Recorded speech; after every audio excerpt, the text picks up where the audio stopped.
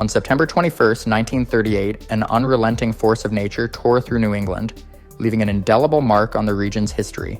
The Great New England Hurricane, later nicknamed the Long Island Express due to its swift and unexpected arrival, became one of the most devastating natural disasters to ever strike the northeastern United States. In a matter of hours, it claimed the lives of over 600 people, caused injuries to thousands more, and left countless communities utterly unrecognizable. The storm's ferocity was unmatched. It first formed as a tropical wave off the coast of Africa, traveling across the Atlantic Ocean, where warm waters fueled its growth into a formidable hurricane. By the time it reached the southeastern United States, meteorologists had grossly underestimated its trajectory. Believing it would veer out to sea, little warning was given to residents along the northeastern coast. In truth, the hurricane was barreling straight for New England at an alarming speed of nearly 70 miles per hour, faster than any hurricane previously recorded. New England was particularly vulnerable to such an event. At the time, weather forecasting was rudimentary at best. The region lacked the satellite technology and sophisticated warning systems we take for granted today. This left residents unaware of the magnitude of the storm, many continuing their daily routines as disaster approached. Adding to this, the infrastructure was ill-prepared for such an assault. Homes, businesses, and roads were constructed without consideration for hurricane-strength winds or catastrophic flooding. The context in which the storm arrived made its impact even more harrowing. The late 1930s were marked by economic strife. As the Great Depression lingered on, many communities were still reeling from the historic floods of 1936, which had decimated homes and livelihoods across the region. For families struggling to rebuild, the 1938 hurricane was not just a natural disaster, it was an unimaginable blow to their chances of recovery. The storm brought a unique and destructive element rarely seen in the region, a storm surge of unparalleled force. As it made landfall on Long Island and moved northward, it pushed an enormous wall of water into coastal communities. Towns like Westerly, Rhode Island, and New London, Connecticut, were among the first to experience the storm's wrath. The surge obliterated homes, docks, and entire neighborhoods, leaving survivors clinging to rooftops or swept away entirely. This was just the beginning. The storm's devastation would stretch far beyond these first few hours, spreading across New England with unimaginable speed and ferocity. As the Great New England Hurricane made its approach, the region's unpreparedness set the stage for disaster. By mid-morning on September 21st, 1938, dark clouds began to gather along the southern New England coastline, and the winds picked up with unnerving speed. Yet few recognized the signs of the impending catastrophe. This was a time before widespread hurricane education. Many residents assumed such storms couldn't reach the northeastern United States with significant force. What followed was a tragedy of staggering proportions. When the storm made landfall on Long Island shortly after noon, it unleashed winds of over 120 miles per hour, with gusts exceeding 150 miles per hour. Buildings were torn apart as if made of paper, and trees, some centuries old, were uprooted in seconds. Entire forests were leveled, and the sound of snapping trunks and howling winds created an eerie soundtrack to the devastation. By the time the storm crossed the Long Island Sound and struck southern New England, it had evolved into a once-in-a-lifetime meteorological event. The hurricane's speed compounded its destructive power, giving residents little time to react. In the coastal towns of Connecticut, Rhode Island, and Massachusetts, the storm surge surged as high as 17 feet in some areas, inundating homes, businesses, and critical infrastructure. Rivers such as the Connecticut and Merrimack overflowed, spreading the floodwaters far inland. In Providence, Rhode Island, the devastation was particularly severe. Downtown streets became rivers, with floodwaters rising to over 13 feet in some areas. Entire neighborhoods were submerged, and the power grid collapsed, leaving the city in total darkness. Across the state, coastal communities like Narragansett and Westerly bore the brunt of the storm's fury. Stories emerged of residents climbing onto rooftops or clinging to debris to survive. For many, help was simply too far away to arrive in time. Compounding the chaos was the hurricane's unpredictable path. Meteorologists had expected the storm to move out to sea, leading many in northern New England to believe they were safe. Instead, the hurricane made an abrupt turn northward, catching even experienced weather forecasters off guard. This miscalculation allowed false confidence to spread among the population, further delaying evacuation and preparation efforts. As the storm pushed further inland, its reach extended into Vermont, New Hampshire, and parts of Maine, where hurricane-strength winds and heavy rainfall caused rivers to overflow. In Massachusetts, Boston experienced severe flooding and wind damage, though the city was spared the worst of the storm surge.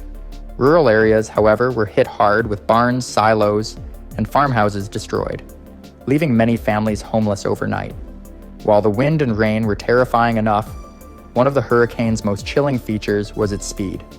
Moving at an average of 47 miles per hour, it allowed little time for emergency responders or civilians to organize rescue efforts. The storm's ferocity and swiftness left a lasting impression on those who lived through it, a haunting reminder of how unpredictable and deadly nature can be. As the storm's violent core tore through New England, the human toll mounted rapidly. Entire families were caught in the crossfire of relentless winds and rising waters, their lives upended in an instant. Survivors would recount harrowing tales of perseverance in the face of unimaginable odds, stories that revealed both the immense cruelty of the storm and the resilience of those who endured it. In coastal communities, the storm surge proved particularly lethal. In towns like Westerly, Rhode Island, walls of water swept away entire streets, dragging homes, vehicles, and people into the ocean. Families scrambled to higher ground, often taking refuge in attics, only to find themselves trapped as water levels continued to rise. For many, the race to escape became a desperate battle against time. In one chilling account, a man clung to a floating door for hours, battered by debris, until he was eventually rescued by a passing boat. The hurricane's ferocity extended far inland, catching rural residents off guard. In the Connecticut River Valley, farmers faced devastation as barns were flattened, livestock drowned, and crops were obliterated by the torrential rain. Entire communities were left isolated, with roads washed out and bridges destroyed, leaving rescue teams unable to reach those in need. In Vermont and New Hampshire, flash floods turned serene streams into raging torrents, sweeping away anything in their path. The economic toll on New Englanders was catastrophic. Many small business owners lost their livelihoods overnight, with storefronts reduced to rubble or submerged under feet of water. Fishermen, a cornerstone of the region's economy, saw their boats destroyed and harbors rendered unusable. The already fragile economy, still recovering from the Great Depression, was dealt a crushing blow, leaving many families struggling to rebuild without financial resources or government aid. Heroism emerged amid the chaos. In Providence, police officers and firefighters braved the floodwaters to rescue stranded residents, forming human chains to guide people to safety. The U.S. Coast Guard deployed ships and personnel to recover survivors from wreckage-strewn waters, often risking their lives in the process. In smaller communities, neighbors banded together to provide makeshift shelters, share food, and care for the injured. One of the most poignant aspects of the disaster was its impact on children. In New London, Connecticut, a schoolhouse was swept away by the storm surge, trapping students and teachers inside. While many perished, some were saved through daring rescues, leaving behind stories of courage and heartbreak that would be remembered for generations. Parents searched tirelessly for missing children, clinging to hope, despite the overwhelming destruction around them. Even in the face of such devastation, the people of New England displayed remarkable determination. For every account of loss and suffering, there were also stories of survival and solidarity. Families who had lost everything found solace in the kindness of strangers, as communities rallied together to provide food, clothing, and shelter. The storm, while leaving a trail of destruction, also revealed the strength of human connection in times of crisis. As the storm subsided, the true scale of the disaster became evident. The devastation that the 1938 hurricane left in its wake reshaped New England, affecting not only the physical landscape, but also the region's collective psyche. The once familiar towns and cities were now ghostly remnants, their landscapes marred by the ruins of buildings, downed trees, and miles of debris-laden streets. Emergency response teams, local authorities, and volunteers scrambled to provide aid, but the task was daunting. The challenge was not just clearing roads or salvaging belongings, it was piecing together shattered lives. One of the most pressing concerns in the days after the hurricane was ensuring the safety and well-being of survivors. Makeshift shelters sprang up in schools, community centers, and churches. Medical personnel worked tirelessly to treat injuries, ranging from broken bones and deep lacerations to illnesses stemming from contaminated water. The disaster left thousands without homes, forcing many to take refuge in temporary housing while rebuilding efforts began in earnest. Communities, which had been torn apart, began to come together with an incredible display of unity, determined to rebuild their homes and lives. The financial costs of the hurricane were staggering. In the immediate aftermath, estimates put the total damage at around $400 million, a figure equivalent to several billion dollars today. The storm's economic impact was not limited to property damage. It was felt throughout New England's industries.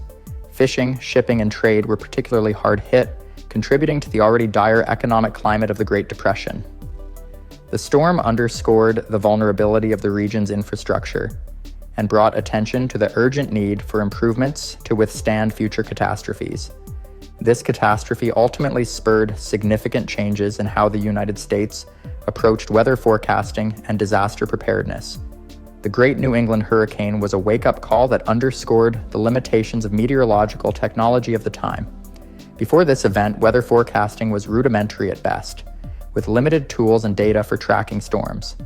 The 1938 hurricane led to advancements in this field, laying the groundwork for modern forecasting.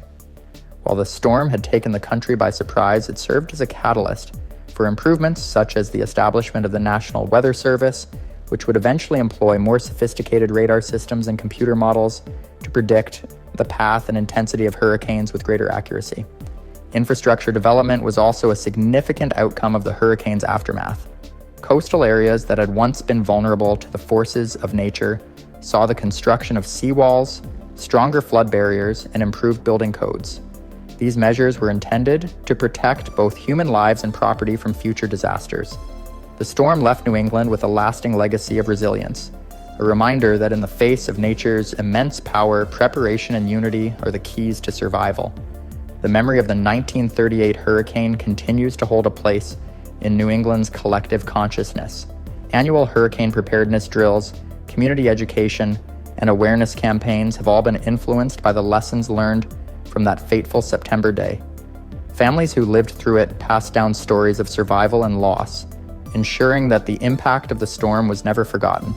For generations, the event has been seen as both a tragedy and a triumph of human spirit, a chapter in the history of the region that speaks to the importance of respect for the forces of nature, community solidarity, and the never-ending work of rebuilding and fortifying in the wake of disaster. As we reflect on the legacy of the Great New England Hurricane, it becomes clear that while nature can be merciless, the courage and resilience of those who face such challenges can be inspiring. The storm's wrath might have left deep scars, but the response to it paved the way for a safer, more prepared future. And so this storm is not just a story of loss, it is also a testament to the strength of the people who lived through it and the lessons learned that continue to shape how we prepare for the unexpected.